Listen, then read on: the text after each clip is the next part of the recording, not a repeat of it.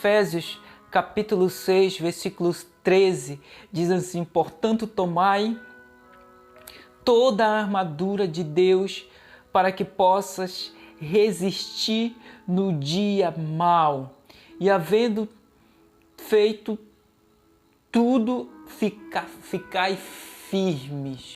A Bíblia, ela nos ensina princípios preciosos para nossas vidas. Princípios que, se nós obedecermos, nós vamos viver um sobrenatural de Deus para nossas vidas. A Bíblia diz lá no livro de Tiago, capítulo 5, versículo 13, a palavra de Deus diz assim: está alguém entre vós sofrendo? Faça oração. Está alguém entre vós contente? Cante louvores. Está alguém doente? Chame os presbíteros da igreja e ore sobre ele, ungindo com óleo. Cara, é interessante essa dinâmica de como Deus ele se relaciona conosco. É interessante esses princípios de como Deus ele se relaciona com cada um de nós. Eu sempre tenho em vista que tudo que nós pedimos para Deus, ele vai nos conceder. A Bíblia é um manual completo, irmão, completo. Lá você vai encontrar princípio para qualquer situação da sua vida. A Bíblia, ela é completa. E é interessante essa dinâmica de como Deus ele se relaciona conosco através da sua palavra, através da sua comunhão conosco. Às vezes Deus ele fala comigo em um versículo simples, mas que traz grande revelação. Às vezes eu chego em casa, começo a ler um versículo e Deus ele começa a abrir um leque, sabe, de palavra, de coisas para minha vida. E sabe, muitas das vezes Deus ele fala comigo para me gravar vídeo, por exemplo, esse vídeo que você está vendo aqui. Deus ele falou comigo alguns minutos antes do meu tempo com Deus. Então, às vezes eu vou ler no meu tempo com Deus um versículo, Deus ele já me traz uma palavra, Deus ele já me traz algo para a minha vida, porque é uma dinâmica, irmão, que nós temos que ter com Deus, e essa dinâmica de nos relacionar vai fazer com que nós nos aquebrante cada vez mais na presença de Deus. Desde o início da criação, Deus ele vem tentando se relacionar com o homem. Desde o início, Deus ele vem arrumando forma para que o homem pudesse se relacionar com ele. E todas as vezes que Deus ele tentava se aproximar do homem, o homem sempre se afastava de Deus, sempre tentava se afastar de Deus. E o propósito de Deus sempre era ter um nível de intimidade, sempre era ter um relacionamento íntimo e profundo com o ser humano, com o homem. Até um dia, lá no jardim, quando o homem peca, ele começa a se esconder de Deus. Qual é a sensação de um pai que cria um filho, que dá o melhor para o seu filho, cuida, e aquele filho, ele se esconde do seu pai. Aquele filho não quer mais ver o seu pai. Aquele filho começa a ter segredo entre o pai. Agora eu fico imaginando Deus.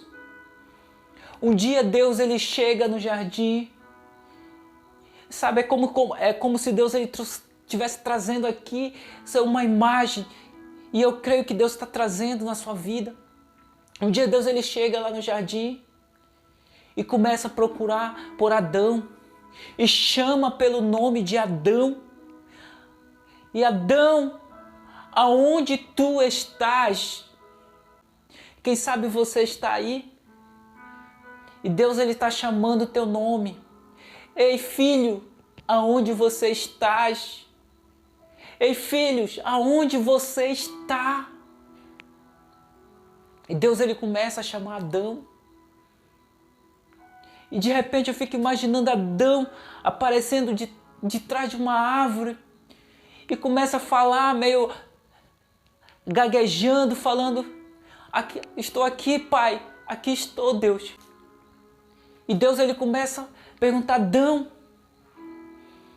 por que está se escondendo de mim? Porque, irmão, existem perguntas que Deus ele faz para nós, que ele já sabe. É óbvio que Deus sabia o que tinha acontecido com Adão. Então por que Deus ele estava confrontando, perguntando a Adão, para Adão onde ele estava? Porque ele estava se escondendo? Porque Deus ele queria nos confrontar. Deus ele queria confrontar Adão. Quantas vezes Deus ele nos confronta? Talvez você está ouvindo essa palavra, está vindo como confronto para a sua vida. E Adão, ele e Eva foram expulsos do jardim. Eles pecaram. E a única advertência que Deus deu para eles foi ser expulso do jardim. Desde o início, Deus ele tenta se aproximar do homem de todas as formas.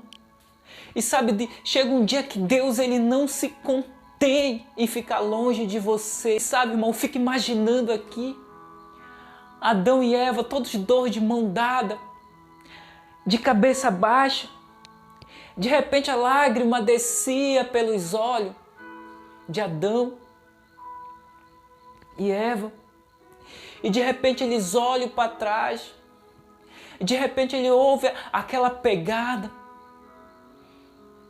E de repente lá longe vinha alguém gritando. E aquela pessoa ela passa entre os guardas, que eram os dois anjos que Deus tinha colocado na porta do jardim. E de repente era Deus. Era Deus gritando, Adão, Adão. Aí Adão olha, eu fico imaginando Deus ele falando. E Deus ele diz para Adão, Adão, eu quero que vocês saibam disso. Vocês vão embora, sim. Mas eu quero que vocês saibam que eu ainda amo vocês. Vocês podem até ter pecado, mas eu ainda amo vocês. Deus ele não se conteve em ficar longe de mim e de você, querido. Que ele mandou Jesus, que se deixou a forma de Deus, veio como um homem, sofreu para ficar entre nós. Ele deixou a sua forma de Deus, deixou a sua glória para sentir o que você sente, para sentir o que eu sinto, para ele sentir raiva, para ele sentir dor, para ele sentir desprezo. Quantas vezes nós não somos desprezados? Eu quero falar para você que Jesus ele foi desprezado. Jesus ele sofreu. Deus ele mandou Jesus. Sabe por quê? Porque ele não se conteve em ficar longe de você. Talvez você está ouvindo isso. Você está afastado de Deus. Talvez você está ouvindo essa palavra, você está longe de Deus. Você pecou, você errou. E talvez você está longe de Deus. Eu quero falar para você. Hoje eu vim aqui em nome de Jesus trazer essa palavra para você. E Deus ele manda dizer para você. Você pode até errar, mas eu ainda te amo. Deus ele está dizendo para você que você pode até ter falhado, você pode até ter pecado, mas Deus ele manda dizer que eu ainda amo você. E sabe como nós lemos lá no início de Efésios capítulo 6, versículo 13? Ele diz, olha filho, se vista de mim, se vista da minha armadura, porque quando você se veste de mim, você começa a ficar forte. Se envolva em mim, se arme em mim, porque dias maus virão.